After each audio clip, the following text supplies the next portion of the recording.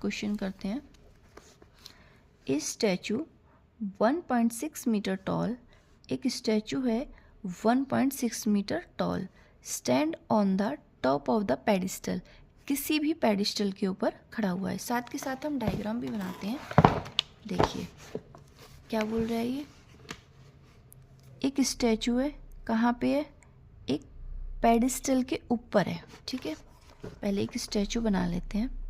ये एक स्टैचू है माना, और ये कहाँ पे है, यहाँ से लेके यहाँ तक एक पेडिस्टल है, उसके ऊपर है। ठीक है, अब इन्होंने क्या बोला है, from A point on the ground, ground से किसी भी पॉइंट से, द एंगल ऑफ एलिवेशन, जो एंगल ऑफ एलिवेशन बन रहा है टॉप ऑफ द स्टैचू पर इज 60 डिग्री, जो एंगल ऑफ एलिवेशन बन रहा है 60 डिग्री का स्टैचू के टॉप पर।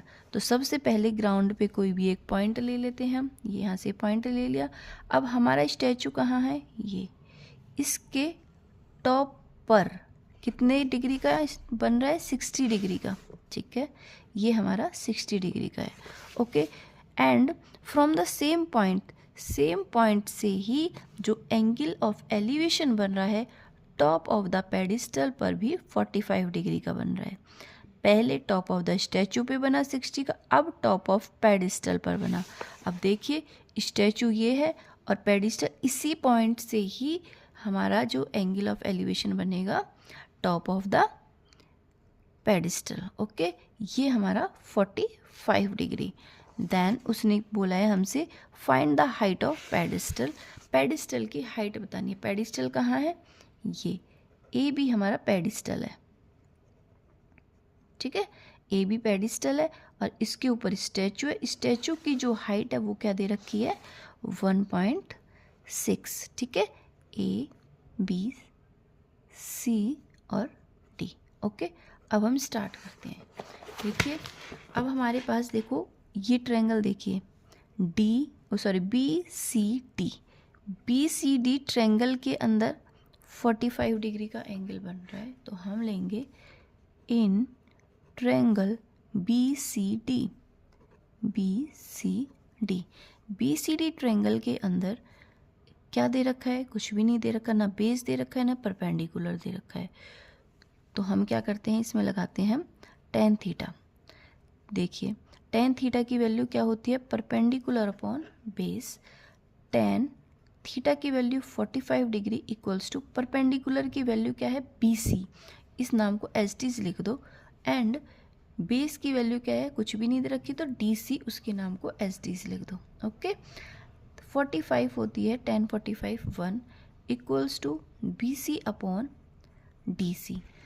अब DC को इस 1 के पास पहुंचा देते हैं तो DC की वैल्यू हमारे किसके इक्वल आ जाएगी, BC। DC और BC आपस में हमारे इक्वल हो जाएंगे।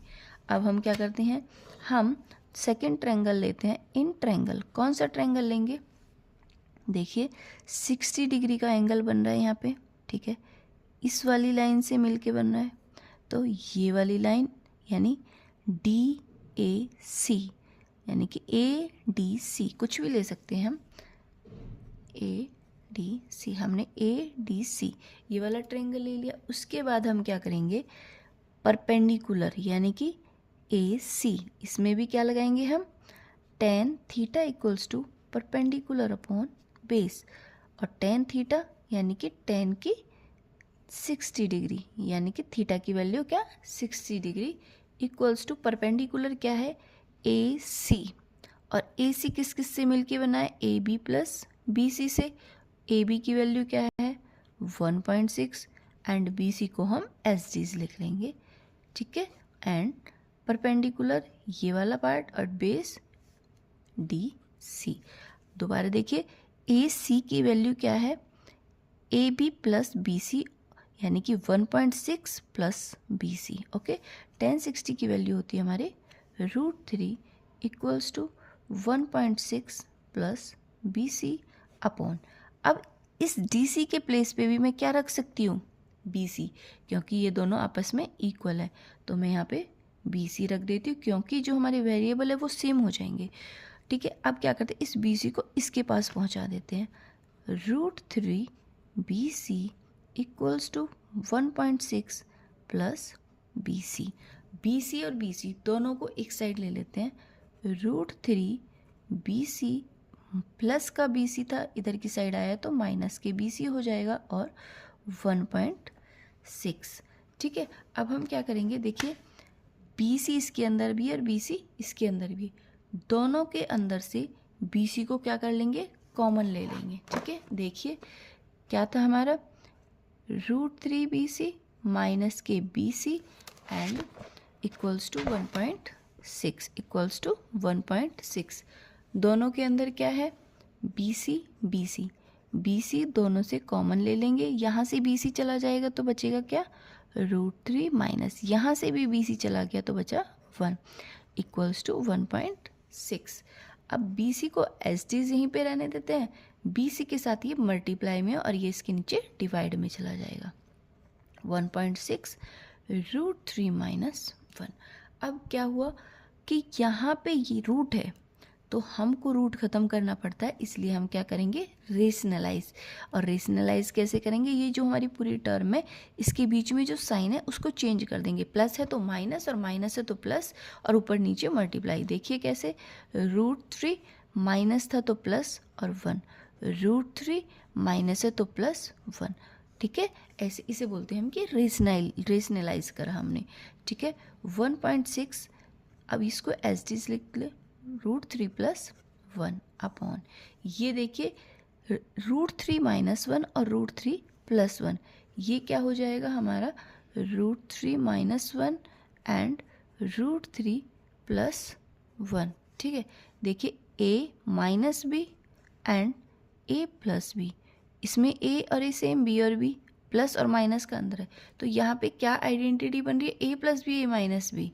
उसकी आइडेंटिटी क्या होती है, a² माइनस b²। a की वैल्यू क्या है, √3 इसका स्क्वायर एंड b की वैल्यू क्या है, 1 यानी कि 1 का स्क्वायर।